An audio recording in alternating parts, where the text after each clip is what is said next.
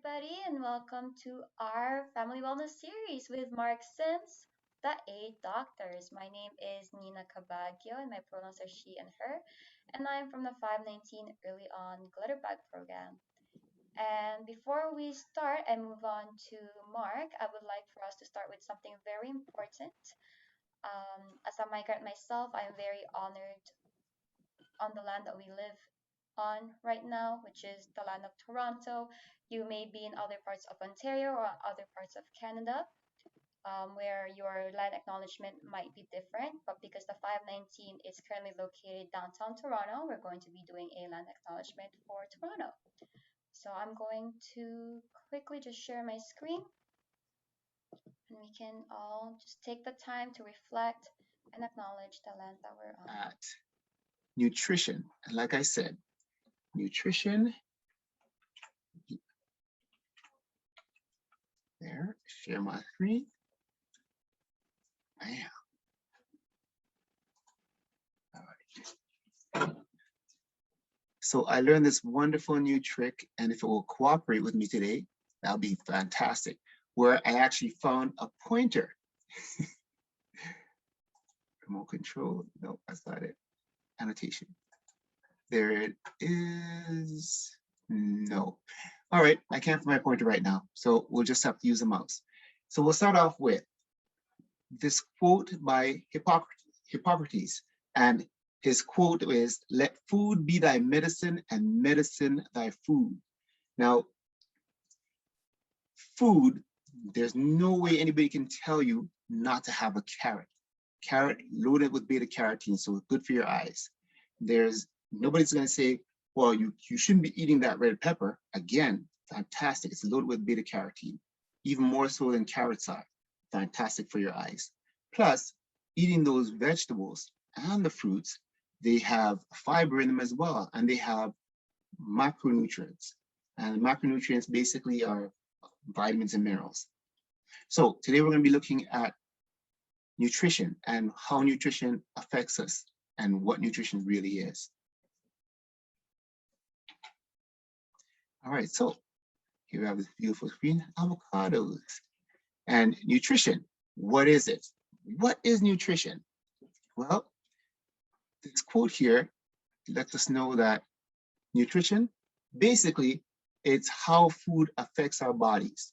And what the food is made of, it's made up of micronutrients, and those micronutrients are broken down into three components, which are carbohydrates, proteins, and fats. Now, like I said before, we're also looking at macronutrients. So macronutrients, I'm not going to talk about that because that's pretty straightforward. Macronutrients, they're small. Micronutrients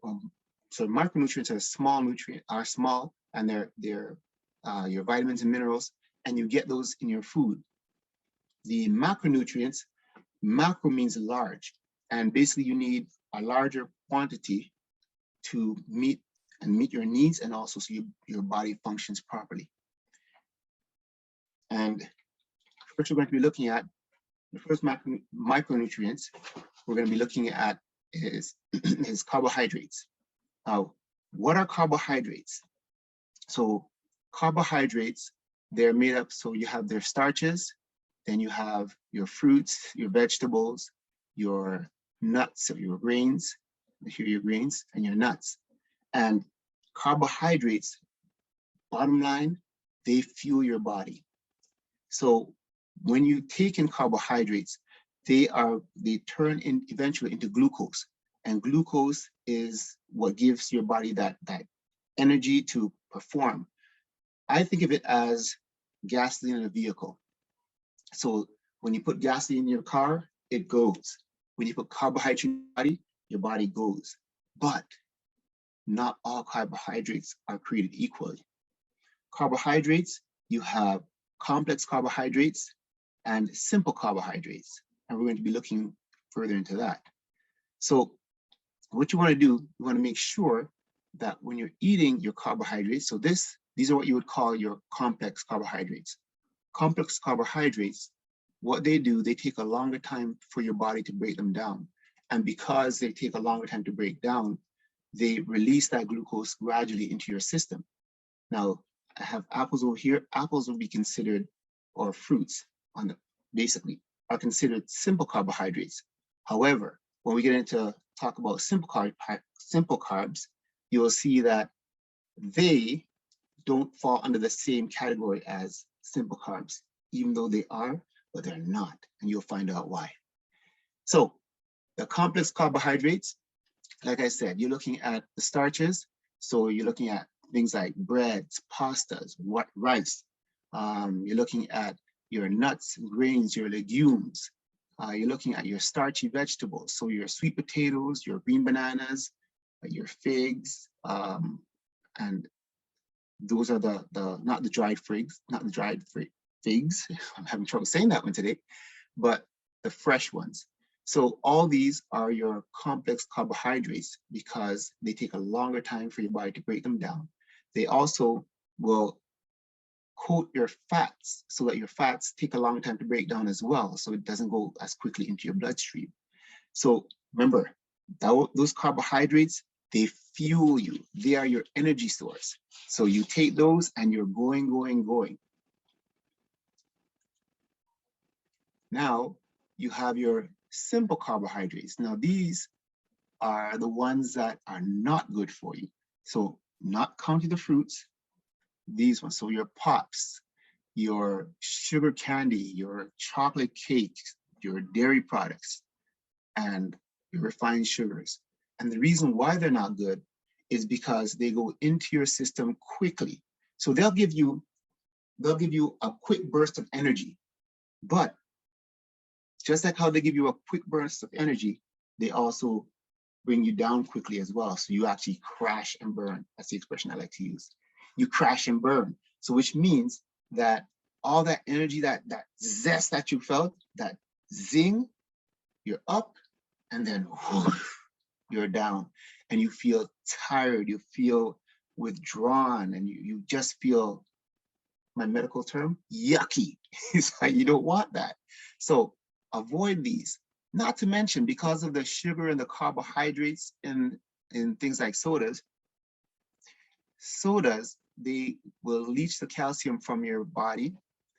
They also, because of their carbonation, when you eat and you drink these at the same time, they neutralize your stomach acid, which means that you're eating, and instead of your acid doing what it needs to do to help to break that food down, it becomes nothing. So if you've ever taken a science class where you had an acid and a base and you combine the two, what ends up happening?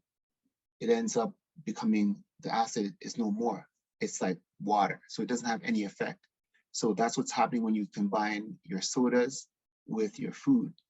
And when inside of your system, that's a problem, because your food then doesn't get broken down the way it's supposed to. Your body can't assimilate nutrients from your foods. So therefore, you end up doing damage to your cells. This is not something we're looking forward to. I know that we're all striving for health. We're all striving to live our best life. But as the expression goes, you are what you eat. If you don't put the right nutrients into your system, you won't get the desired effect. You'll end up feeling sick. You'll end up having brain fog. You will end up not in the best of moods, because food also controls your mood. Because what you're putting in there, if you're putting in the sugars, the sweets, which is going to spike your energy level, but then crash you, then it doesn't work out very well. So eat the foods that's going to supply your body with those needs. So remember, I was talking about the fruits. Fruits, they're simple carbohydrates, but the difference with them is they have fiber. Now, fiber is a carbohydrate, but it doesn't get broken down by your body. So what fiber does, it goes in and it basically cleans your colon and it prepares the way so that you have proper waste elimination. So in simple layman's term, it helps you to, if you're constipated, it helps to relieve constipation. And if you're not, it helps to regulate you so that you are going on a regular basis and you're going There's no time. You just go in, you do your business, and you come out. You're not in there for 15, 20, 30 minutes. You go in and you're out.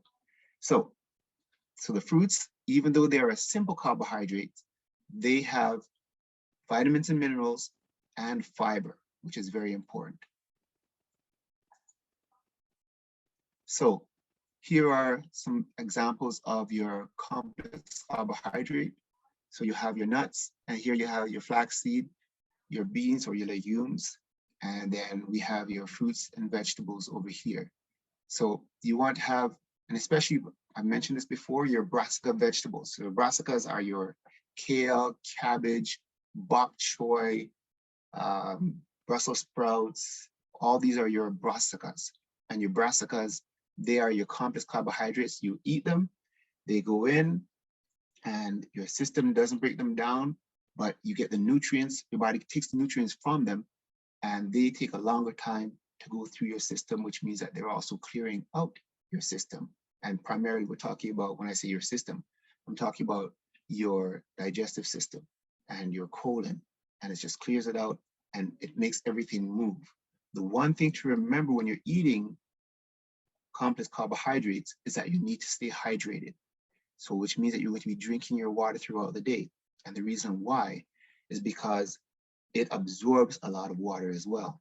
So it needs that water so it can move smoothly. So you want to make sure that you're drinking enough water for that to happen. And when we talk about water in one of our sessions, we'll find out just how much water you're supposed to be consuming and how to tell if you're having enough water. Oh, take a drink now. All right. So remember, carbohydrates, main source of energy for the body. Also, that those carbohydrates, they produce glucose, or they get turned into glucose. And that glucose, again, is the energy that our body, it's the fuel that our body needs. And then some carbohydrates help our bodies to make amino acids.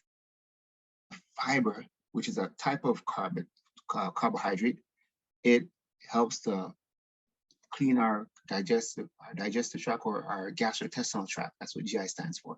So it cleans us out and it makes everything function the way it's supposed to function. And we're going to go on to our first poll. Nina? Let me pull it up. All right. Let me launch. So the first question is, what are some of the functions of carbohydrates? A, makes you overweight. B, makes your main source of energy. C, makes you have brain fog. Or D, none of the above. All right, so what are some of the functions of carbohydrates? Ooh. Well, it's our main source of energy, so it's B. Awesome. Right, question number 2. What amazing function is your body able to do if there is no carb or very little carb? A, supercharge your brain. B, give you a burst of energy. C, make glucose from protein. Or D, all of the above. And your answer for this one is C. So your body is able to take that protein, if you're not having enough carbs or no carbs at all, take that protein and then convert it into glucose. Awesome. Thank you, Mark. And last question is, which one is not a simple carbohydrate? A is bread. B, apples. C, legumes. Or D, all of the above. So, which is not a simple carbohydrate, you're looking at C, legume. So legumes are not a simple carbohydrate because it takes a longer time for your body to break that down. Whereas the apple, it goes through it quickly. And the bread, even though it is a grain, because it's been processed, it doesn't take that long either. And especially if you're having, when you're having bread, you really should be having it dry, so that Melba toast is actually really good because it's been toasted to a point where it's dry. It's more of a maltose, becomes a sugar. So it's that maltose. Maltose, am I pronouncing it correctly? And that your body can break that down quicker and easier, and there's not a lot of stress on your system to break it down, and so it utilizes it much quicker.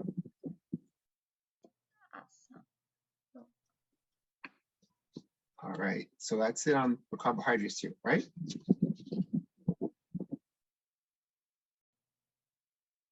Nina? Sorry? Yes. Okay. So can you close it, or do I need to close it? I'm seeing the poll. Oh, I thought I closed it. Oh no, so I have to close on my end. Okay, I'll close it. Okay, good. All right. I think I found my highlighter. Yeah, there it is, my laser pointer. There it is. All right, so next, we're going to look at protein. Now, protein, protein's amazing. So your body needs protein because what protein does, protein helps to maintain that lean muscle mass. It's also good for brain function.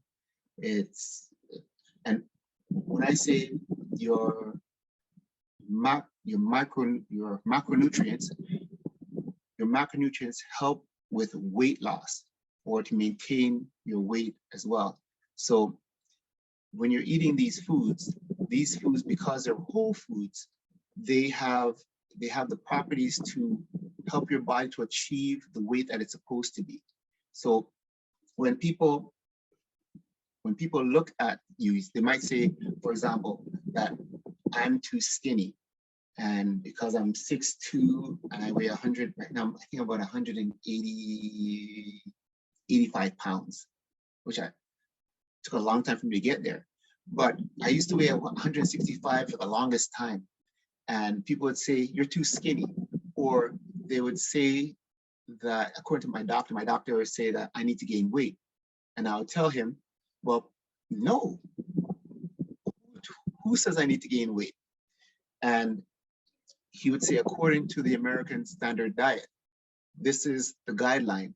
And I'd say, well, you understand what the American Standard Diet stands for? You know the acronym SAD, right? It stands for the SAD diet, because that SAD diet, you're consuming white flour, white sugar, high sodium, which is a lot of salt. You're also ingesting carbonated drinks. You're ingesting things that are heavily processed. And because of that, you gain weight, and it's unhealthy weight. So the weight ends up sitting in your midsection, or it's in your hips, and no good. Whereas if you're eating foods that are whole grain, foods that are not pumped with antibiotics or steroids, then you'll find that your body will basically balance out to the weight that it's supposed to be. Now, again, I'm going to stress, if you're only focusing on the food, and remember we're doing the 8 doctors, if you're only focusing on the food doctor, then you're not balanced. And your body is it's constantly trying to reach a state of homeostasis. And that's just a nice word for balance. So our body is always trying to achieve balance. So our balance is with everything. It's our eating, our drinking, and the other 7 doctors as well. So our nutrition should reflect that. So the foods that we're eating, now I have nuts over here. A lot of people like nuts, but they like their nuts roasted. And when you're buying roasted nuts, the problem with that is they were roasted at high temperatures, which basically flips the oils in the nuts, makes them go rancid, number one, and it makes them carcinogenic, which means cancer causing. So you don't want that. So you want to have your nuts raw, and you want to make sure that before you consume those nuts, you're soaking them. And you're soaking them anywhere from an hour, 2 hours. Some nuts require 6 to 8 hours soaking. And then you'll consume them you'll eat them like that. I'm not sure about pistachio nuts though. I've never seen a raw pistachio nut. So I have to check on that one. But in terms of your almonds, your cashews, I've done walnuts as well, sunflower seeds. I've soaked them, and then I will rinse them. And the reason why you want to soak them, I know this will be a question. The reason why you want to soak them is because they have enzyme inhibitors.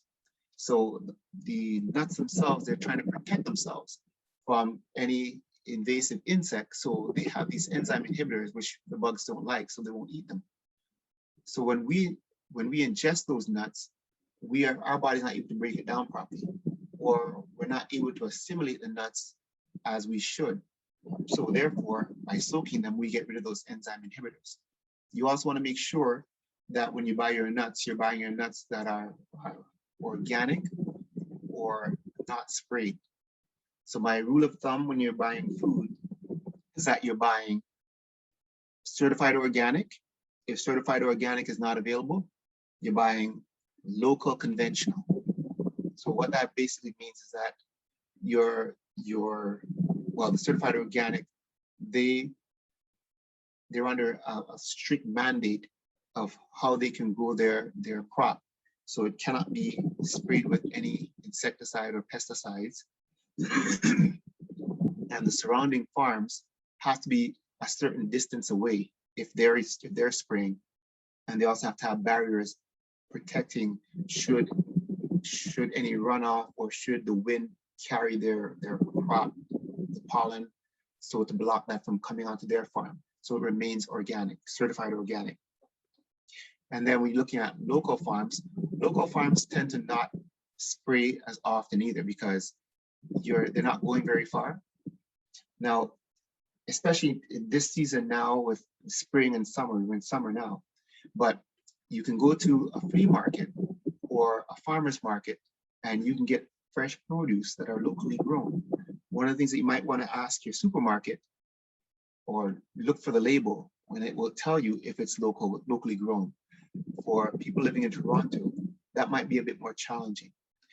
What I used to do when I lived in the city, I used to grow my own food on my balcony in pails, and I would grow my tomatoes, some lettuce, and there's some other things I used to grow too.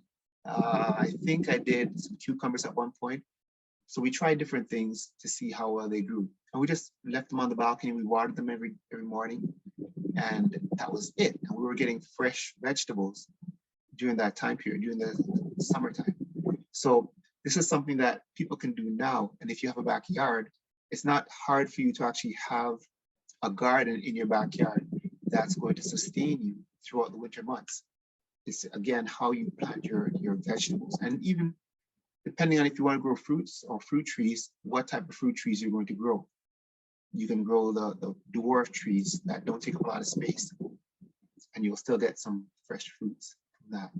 So the protein, so we have here quinoa, very good source of protein.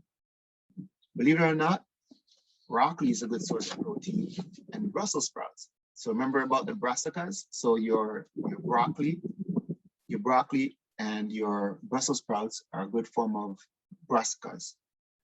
And then you have your chicken here, so your chicken breast. So there's your protein, and eggs. Now, people tend to throw out the yolk and eat just the white part of the egg. Well, if you're going to eat the egg, you should be eating the whole thing, because that's where you're getting the majority of your protein. And people always, their big concern about eggs is that it's high in cholesterol. Your body uses cholesterol, your body even makes cholesterol. The problem is, it's the other foods that you're ingesting. So you're not going to overdo it. So everything is in moderation. You're not going to overdo it. You're just going to have 1 or 2 eggs a day, and that's it. You don't need to have 6, 7, 12 eggs. And I've heard of people having that many eggs. So for the protein, you're looking at it. It helps to repair tissue. It's good for brain function. Also, protein will help with weight loss. Protein helps with your moods. So you want to make sure that you're having a healthy portion of protein. You don't want to overdo it. Your body doesn't require that much protein. So just a healthy portion. And we'll talk about portion sizes in a minute as well, because that'll be another question. All right. So protein is vital. So it's very important for tissue, building body tissue, repairing body tissue. It's good for, like I said, brain function, and good for weight loss. And good sources, plant-based. So you're looking at chickpeas, lentils. You're looking at things like any of the legumes. So black-eyed peas, azuki beans, any one of those. They're really good sources of protein. And the next poll. Awesome. Let me pull that up. All right.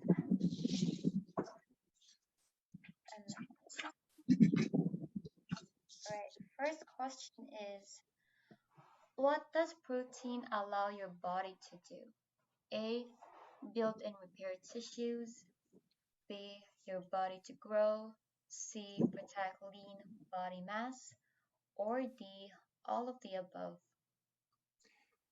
And the answer is all of the above. So it builds and repairs tissue. It also helps the body to grow, because the protein, basic building block, and that protein turns into, it has amino acids in it. Now, I don't know if anybody go to the gym, and if you go to the gym, one of the things that people take, and I've seen them, they have this bag and all these pills are in it. And all those pills, there are different amino acids. Oh. And the amino acids, I forgot to mention this part. So the amino acids, there are 2 types of amino acid. So there's essential and non-essential. So the essential your body needs, and you have to get that from your food. The non-essentials, your body needs it, but you don't have to get it from your food, because if you have the proper nutrients, if you're eating the proper nutrients, then your body will make those non-essentials. So you want to make sure that you're having enough protein in your diet to facilitate that function that your body is doing. So your body will use those components, those different amino acids, the essential ones, and then make the non-essential ones.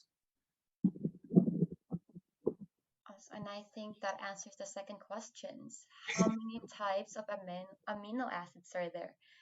A is 1, B is 2, C is 3, or D is 4?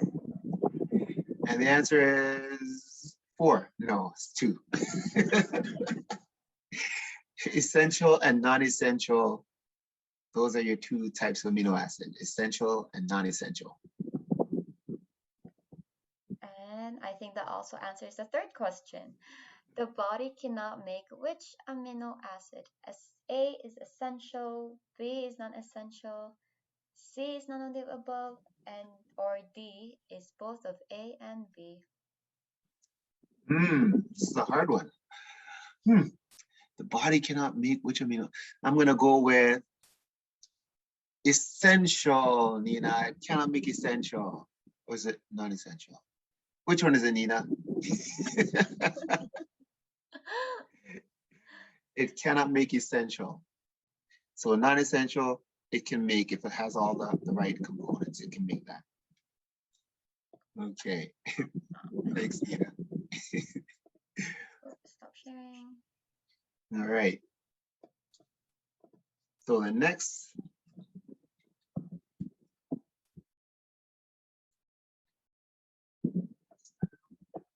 All right. So the next thing we're going to talk about fats. Now, fats get a bad rap because people always tell you, oh, you shouldn't be having too much fat in your diet because it's not good for you. And really, so this is olive oil right here. I put olive oil on my food before I eat it. So my olive oil will be like people adding ketchup to their food. And the reason why I do that is because I don't fry. Whenever I make my food, I don't fry foods. We don't fry. So I add my oil on afterwards. And the reason why I add it on after is because the oil, it has all its properties. It hasn't been heated.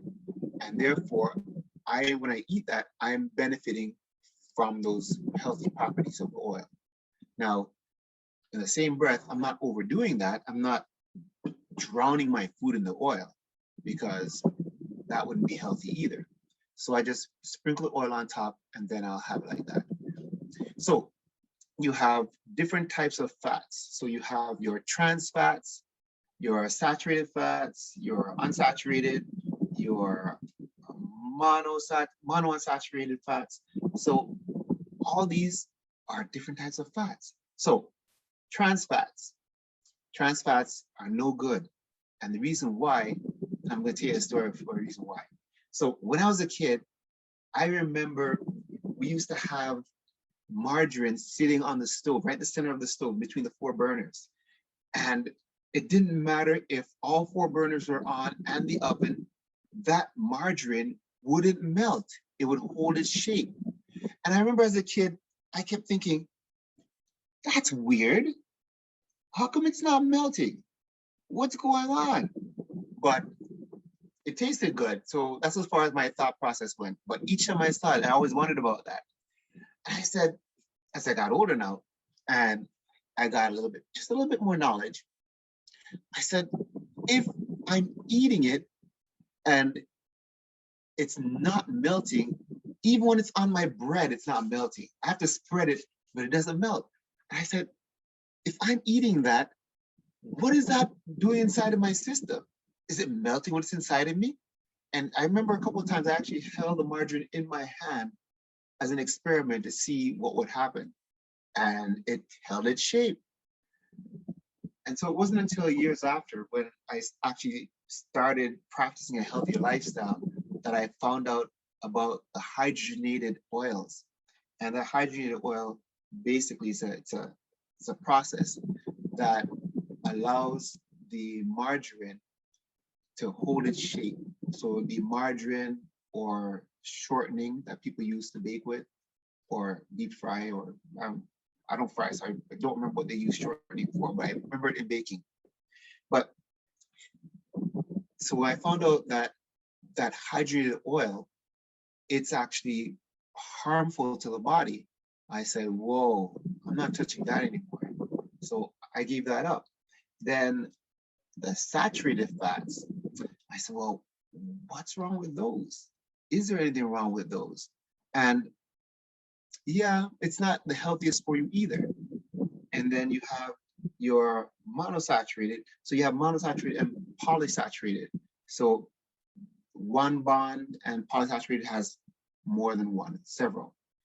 So those are not the best oils for you to take. The best one for you to have is the unsaturated fats.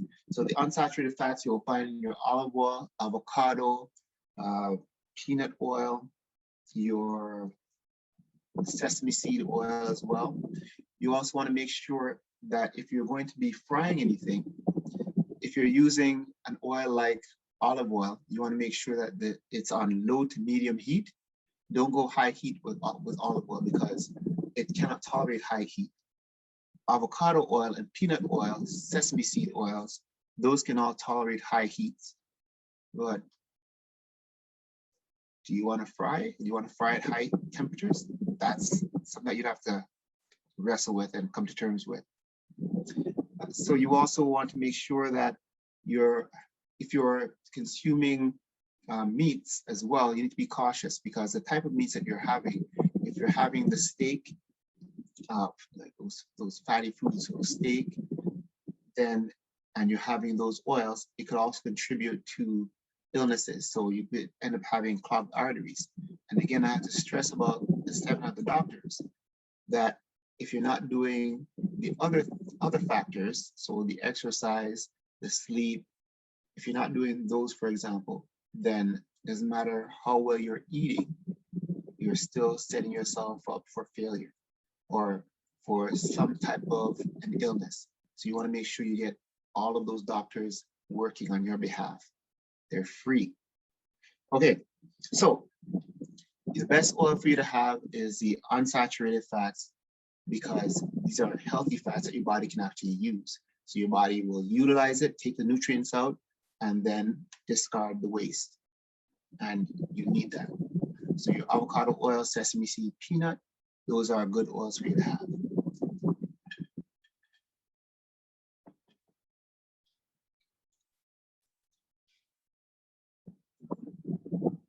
Okay, so what does fats do for you? So they make certain hormones. They also help your body to store energy. They also cushion organs. Also, they absorb fat-soluble vitamins. So your fat-soluble vitamins would be like vitamin B12. That's a fat-soluble vitamin. Vitamin D. So you want to make sure that you have the protein in there to help your body assimilate those. Then it helps with cell membrane integrity. So what that basically means is that it helps to keep your cells strong so it doesn't get deformed. It helps to maintain that. And these are some of those fats. This, bad fat. So people are drawn to these because these are, they call them comfort food. I'm going to put an air quote, comfort food. And because of these comfort foods, they're deep fried. Did you know that our bodies are actually, we're about 93% microorganisms. So are we humans or are we bugs? That's a question. Well, if you think about it, we're more bugs than we are humans. So we have microorganisms, and those microorganisms, depending on what we're feeding them, they influence what we eat or what our body craves. And the reason why is because if we're eating junk food, then it basically causes an imbalance. And that, remember homeostasis again? That imbalance of the bad bacteria in our system to grow, and the good bacteria, they're dwindling. So that bad bacteria then influences us because it wants to have that junk. It wants to have the potato chips, the ketchup, the burgers. And popcorn is not bad. It's when it has that butter sprinkled all over it. That's when it becomes bad, or that cheese sprinkled all over it. So I have air popping corn, and I sprinkle olive oil on it after it's done, and a little bit of Himalayan sea salt and some garlic powder. And that's how I have my popcorn. So our body craves this because the bacteria that thrives on this type of food is more prolific than bacteria that thrives on this type of food. So if we were to eat more of these, then we won't have the cravings for these. Fun fact, our body, every 3 days, we get a new set of taste buds. So if you have a craving for salt or sugar or spicy food, tongue. Don't, so let's say for example, you want to do a sugar fast or sugar cleanse, or I'm going to call it sugar fast. Hold out for 3 days. And then on the 4th day, when you taste sugar, it will be as if you're getting an injection of the sugar right to your bloodstream, because your tongue, all their taste buds, you get a new set, and they have not tasted sugar before. And because you've now tasted, so if you have refrained from sugar, if you've stopped taking sugar for a while, so let's say for a week, and you start getting a craving, it's a mental thing. It's not a physiological thing, it's a mental thing. So your mind is remembering, oh, that sugar tasted so good. But really your tongue saying, what? What do you mean? I don't remember that, because it never had it. So remember, a mind thing. Every 3 days, new set of taste buds. All right. So these are your fats, your healthy fats. So avocado, tuna. So those tuna, you can get healthy fats from your tuna, sardines, mackerels. And the other thing too is essential fatty acids. So you have your essential fatty acids being omegas 3, 6, and 9. Wonderful, because that's good for brain function. It's also good for lubricating, aiding digestion. So you want to get those essential fatty acids in. And remember that word, essential. So your body cannot make those essential oils. So omegas 3, 6, and 9. And our last bowl, Nina. Let me just pull it up. And lunch. The first question is, what do fats allow your body to do? A. Store energy. B. Make certain hormones. C. Helps with cell membrane integrity. Or D. All of the above. All of the above, Nina. I'll choose all the above. All of the above. And the reason that we said protein, it stores that energy, makes certain hormones, and it helps with cell membrane integrity. Make sure that cell maintains its shape and does its functioning, proper functioning. Question number 2 is, which fats should you avoid? A is monosaturated fat. B. Saturated fat. C. Trans fat. Or D. Unsaturated fat. Well, I think I'd like to avoid that. Which one should we avoid? Oh, you know what? That question is not worded properly. It says, should say, which fats should we take? Because you're avoiding A, B, and C, and the ones that you want is the unsaturated fat. Oh, my bad. I bad wording on that one. So which fats should you consume? So it would be D, unsaturated fats. That's a healthy fat freedom to take in. Thank you, Mark. And the last question is, what is an example of unhealthy fat? A is olive oil. B is coconut oil. C is avocado oil. Or D is margarine.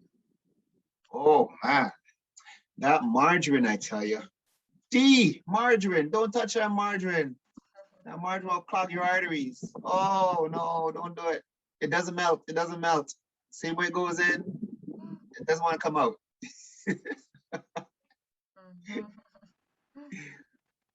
Okay.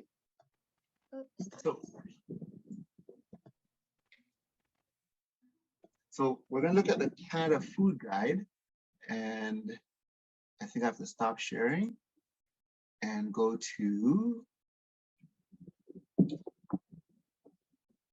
here, this one. All right, here we go. All right, so I got this from the Canada Food Guide website. Now, remember I talked about portion size?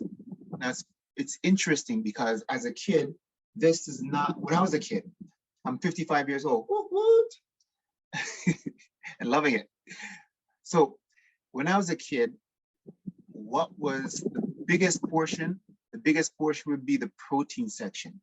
And it basically took up half of the plate. It would be about half of the plate. Yeah, so it was the meat and dairy. So the meat and dairy would be pretty much almost 3/4 of the plate. And then the rest would be like fruits and vegetables would be a little small piece.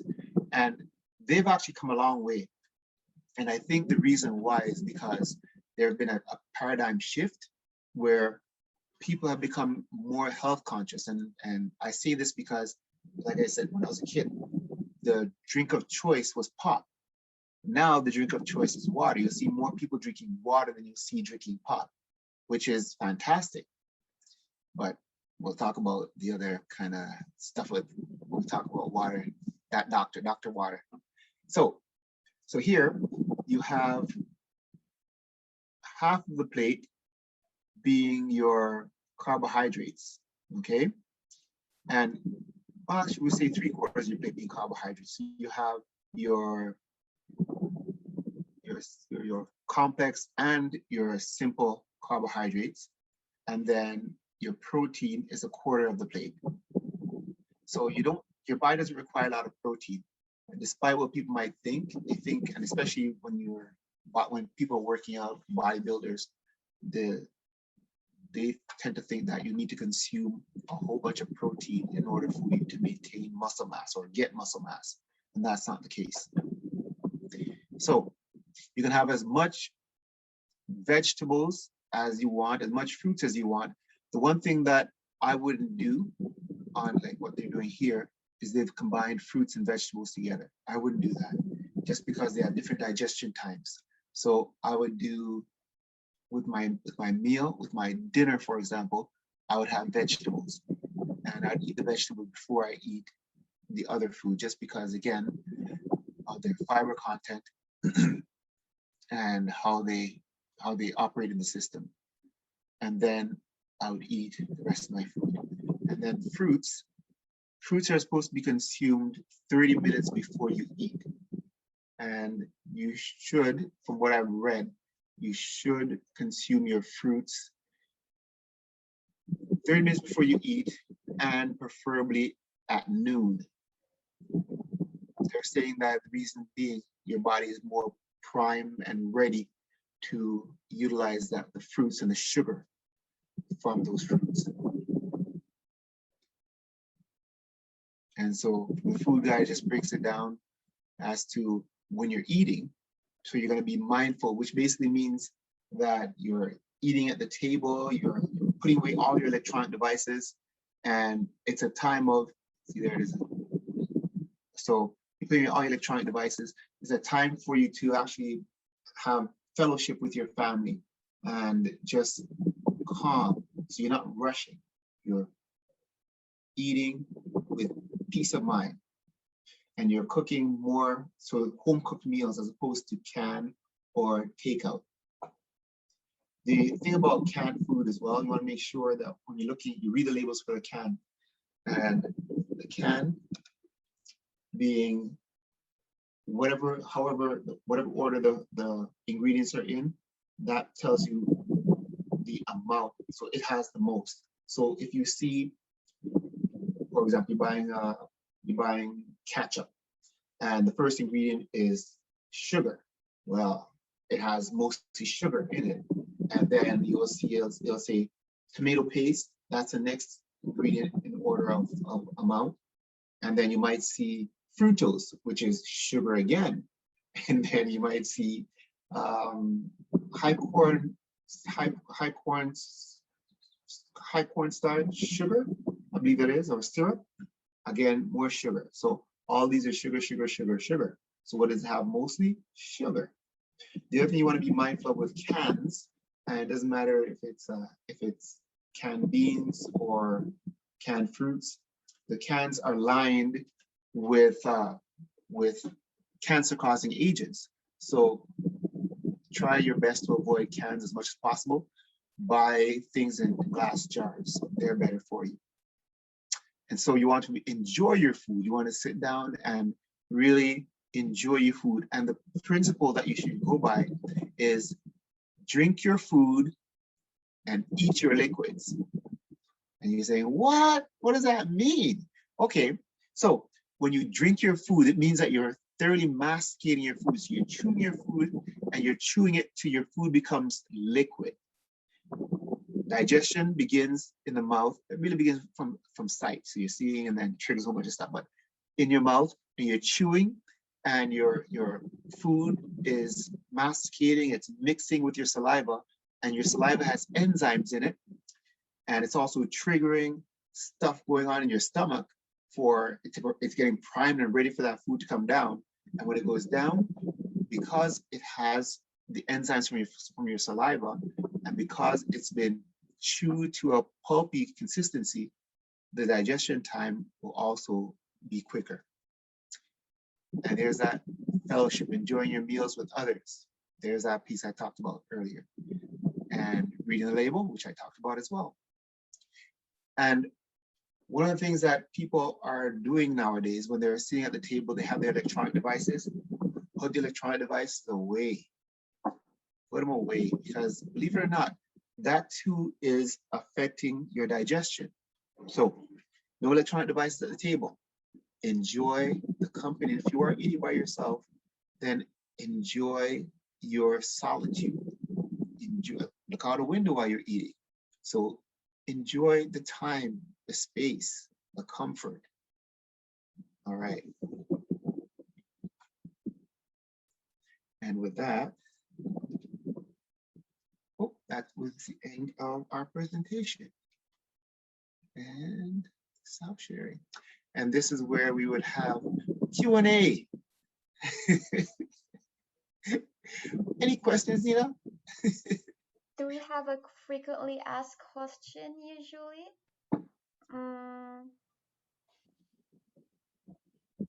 Like a frequently asked question from your side as well, Mark? Let's see. Oh, a frequently asked question when it comes to nutrition. What am I supposed to eat? Well, it's interesting because if you're what you're eating, I'm plant-based, so I'm kind of biased when it comes to what you're supposed to eat. However, I'm not going to tell somebody that they have to be plant-based. What I would say is that if you are going to consume meats, then you should consume a smaller portion.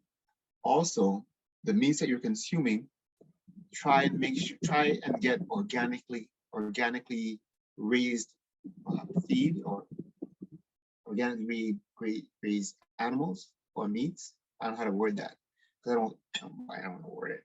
But that, and if you can't, go to a farm, something that actually raises their livestock, and find out how they actually raise them. And if you find that out, I have a friend who's a farmer, and he raises chickens, ducks, some turkeys, and I think he wants to do sheep as well.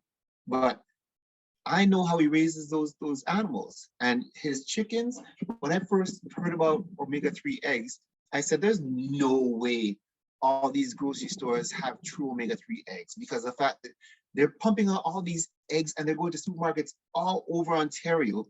So how can it be organically grown? I also know what they do with those chickens. Those chickens are in a pen. They don't get to run around. My friend, he's the keto farmer. You find him on Instagram. That's his name, the keto farmer. His chickens are free. I go there and they're running around, and they'll go in his garden and they'll scrap, and he feeds them flaxseed, and flaxseed is high in omega-3. His eggs, if I ate eggs, I'll eat his eggs, because the yolk is a bright orange. It kind of looks like the amber sign of traffic lights. So that's how it looks. I'm like, wow. And I remember a friend, he had bought some eggs from my keto farmer friend there. And he's like, he did an Instagram post on it. He said, oh, look at the consistency on that. The consistency is fantastic. Oh, and it tastes great. He's talking about the color, the consistency. I'm thinking, buddy, it's only an egg, relax. But he was raving about the egg. And I said, okay, fine. So if I was going to eat even the chicken, again, his chickens are phenomenal from what I hear. I don't eat them, but so check out a local farmer and see how they raise their animals. And then I'd do that. And I wouldn't consume that much. I'd consume mostly greens, because that's what your body really thrives on. So you want to eat foods that are more alkalizing, not acid forming. So your body needs to be slightly more alkaline than acid. And I'm always stressing that, slightly more alkaline than acid, because that's the environment for health. you, Mark. Since you were talking about plant-based as well, is there a difference with a plant-based burger? Well, is that a healthier alternative, you think, or is that just a name of plant-based? So I remember when I first became plant-based, I used to buy the plant-based burgers. They also had chick, it's like chicken nuggets, but it was made from plants. And they still have this, the bacon strips. They call it bacon strips, but it's plant-based. They have a whole, listen, you can get anything plant-based that people eat meat. So I can get lamb chops, you name it, I can get it. And apparently it even tastes the same way. But what I found out is, and this is from my personal experience, that all these are, I call them transitional foods. So when you're first, if you want to come off of eating meat and go plant-based, then sure, go with the meat, the plant-based burgers, but don't stay on the plant-based burgers. Because in my estimation, I'm going to stress the my estimation, you don't know what's in those. And you can have them, say, once in a while, you can have a treat. Right? If I'm going out to work and I didn't get enough time to prepare my food, I'll buy a plant-based burger, and not the bun or anything, just the burger in the packets, and I'll put it together because it's already cooked. So I just buy some bread and slap it in there, and I'm good to go. But it's not an everyday thing. It's maybe once every 5-6 months, something like that. So those meat substitute for transition only. That's my recommendation. And then learn how to prepare make your own burgers. And right now, this is a great time to live in because there are so many recipes out there for plant-based. It just boggles the mind. When I first became plant-based, vegan wasn't even a thing. I was a vegetarian, and even then, vegetarian was having a hard time because vegetarian, yeah, you're lacto-ovo vegetarian, you're a vegetarian that eats chicken. Somebody even told me that chicken is a higher form of vegetable. Like, yeah, so I'm gonna see a carrot jump out of the ground and walk? So it's like, no. So I said, so you have the different types. So mine was, I had to specify I'm vegetarian. I don't have any animal products or animal byproduct. So even a cookie, if they used egg in that cookie, I wouldn't have that cookie. So it was, and if I went online to find a recipe, a vegetarian recipe, I'd be lucky if I found one. It was so hard. But now you just go YouTube. YouTube is fantastic. If you want to find a complete meal plan, you can just go in and type in what I eat in a day vegan, and you'll get so much. I mean, as a plant-based individual, the world is my oyster. Vegan oyster, of course. So it's really up to you and how much effort you want to put in it. Again, when I first started out, it was harder to do the plant-based. But once you get started and you become accustomed, it's just like you're cooking anything else, and it doesn't take a long time. When I first started out, it took me a long time to prepare a meal. Now, and then you find so many different things. I started doing rice wraps, and rice wraps are so easy. Take the rice wrap, put it in warm water, take it out, it's kind of malleable, put it down, you have your chopped up vegetables, put it on top of that, and then, very simple, red peppers, you can have celery, avocado, carrot, and then you make a sauce, and I made an almond sauce. Mwah! And then you can spread it on, or you can make it as a dip, and you just dip it in, wrap it up, and you're good to go. And what I find with those is that it's filling. Mind you, I'm a big eater, so I'll eat 5 or 6 of those, and that will keep me for a while. So that's the whole thing with a whole food as opposed to a non-whole food. A whole food will sustain you for a longer period of time. and you won't feel hungry and you won't feel the need to snack. And that's where a lot of people, they kind of falter because they're feeling hungry. So after about an hour, they're feeling hungry. So they're taking in those sugary snacks, the donuts, the coffee, and they're consuming those, and it's causing havoc on the system. You don't want that. Perfect. Thank you so much, Mark. I do have one more question, if that's okay. It's okay. Um, we were talking about you were talking about healthy weight, Yes. to eat for healthy weight, and you're probably gonna be talking about this at your next session. How about for people who have a fast metabolism? What is sort of the ideal food guide for those individuals? All right. So I have a fast metabolism as well. So this is perfect for me. So I've had a fast metabolism from I knew me. And basically what I've had to do, I found out that eating is important. If you're eating whole foods, so for example, if I eat, it's called sprouted oats. So sprouted oats is where I take large flake oats and put it in a bowl. And let's say I do 1 to 2 cups. Probably for somebody your size, you probably only use half a cup. So you have to figure that out. So I'm going to do your size. So half a cup of oats, large flake oats, and then you cover that with water, not tap, and leave that overnight. So what you could do, you could add your blackstrap molasses. I notice I'm stressing blackstrap, not fancy. So blackstrap molasses. You could also add your ground flaxseed, and if you do honey or maple syrup, you can add that the night as well. But you can leave out those for the morning. We can just do the oats. So you cover it with water, and then you cover it and you leave it out overnight. The next day, the morning, you now have your oats, and your oats have been activated. So they're now live, they're live enzymes now. So what you would then do, you'd warm up your milk, your nut milk, and you'd pour that on top of your oats, and then you can add your garnishes. So you can have, if you're doing some sunflower seeds on there. And what I do when I eat, I think about the nutrients I'm getting from that. So the oats, fiber, and it's carbohydrates.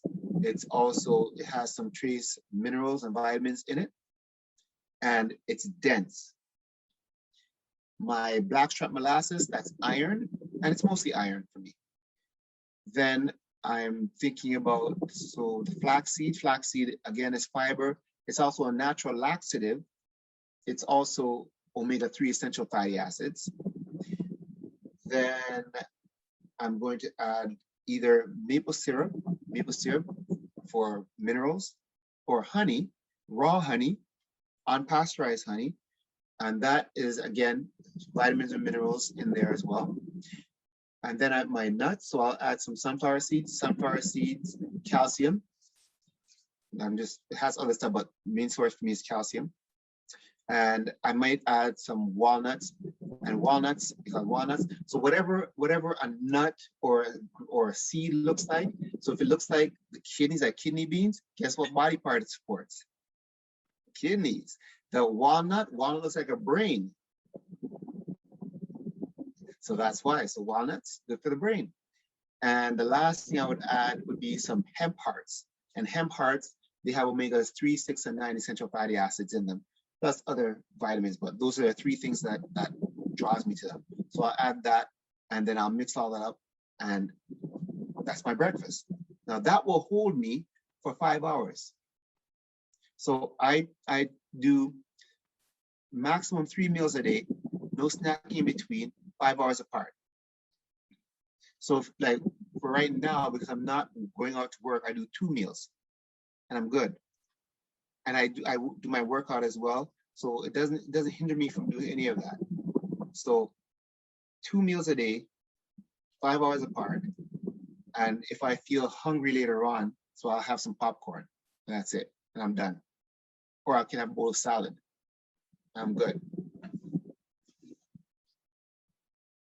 All right. Thank you so much, Mark, for a wonderful presentation as always. For our folks who are watching this, we will have Mark all throughout August, every Tuesday and every Thursday from 6 p.m. to 7:30. Going to be talking about the eight doctors. So come on out 8 doctors. and join us. Yes. All right then. Thank you, Nina. Thank you, Mark. Have a good night. You too.